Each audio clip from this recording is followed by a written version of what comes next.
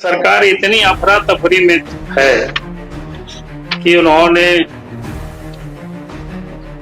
जो डीजी अप्रैल में यहाँ रिटायर होने वाले थे उनको क्या बोलते हैं नियमित नियुक्ति करके ताकि उनको और समय तक मिल सके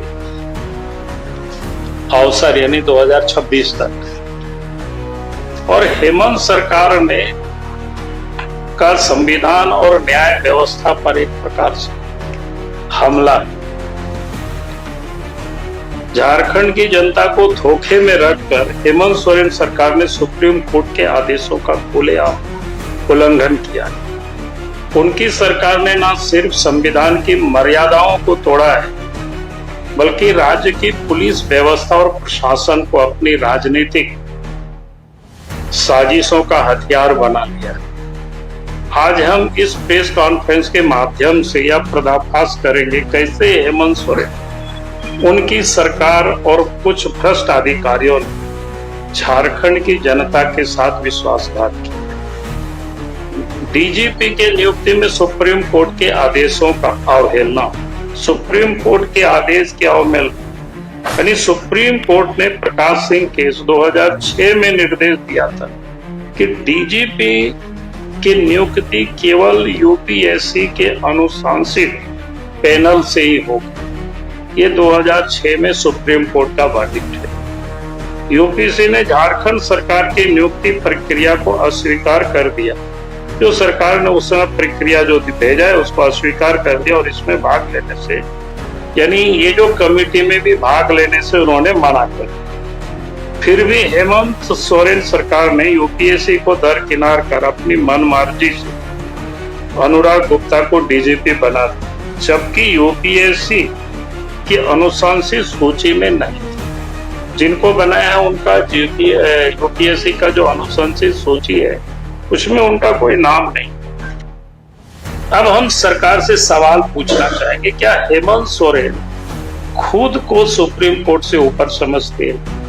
क्या झारखंड सरकार एक विवादास्पद दागदार अधिकारी को बचाने के लिए कानून तोड़ रही है? आप सबको पता है कि चुनाव में गड़बड़ी के कारण 2 साल तक उस अफसर निलंबित रहे।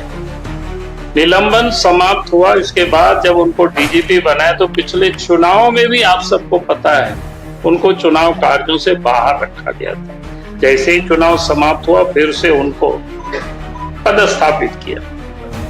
अनुराग गुप्ता चुनावी कदाचार में लिप्त थे, जिसका कारण 2 वर्षों तक निलंबित रहे। उसके खिलाफ एफआईआर दर्ज हुआ।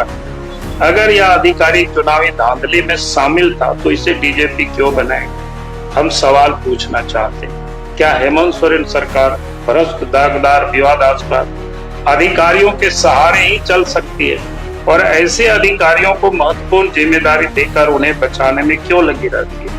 क्या चुनावों में धांधली के पुरस्कार स्वरूप अनुराग गुप्ता को डीजीपी बनाया गया है? जो अधिकारी अपने गलत कार्यों को लेकर वर्षों निलंबित, जिसकी नौकरी की वास्तविक उम्र सीमा अगले 30 अप्रैल को समाप्त हो रही है, उसे गलत तरीके से डीजीपी बनाने की इतनी जल्दीबाजी और जरूरत क्यों आन पड़ी?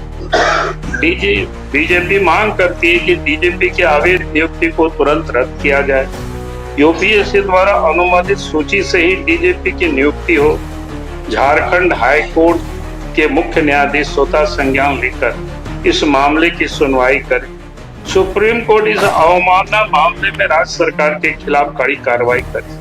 अनुराग गुप्ता के कार्यकलाप की जांच सीबीआई से कराई जाए।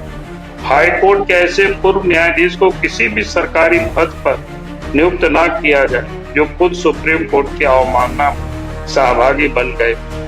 इसका अर्थ है झारखंड को भ्रष्टाचार मुक्त और कानून का सम्मान करने वाली सरकार चाहिए, न कि ऐसी सरकार जो सुप्रीम कोर्ट के आदेशों की धज्जियां उड़ाए और अपराधियों को बचाए। बीजेपी न्याय के खिलाफ हर स्तर पर संघर्ष करेगी। बहुत बहुत धन्यवाद।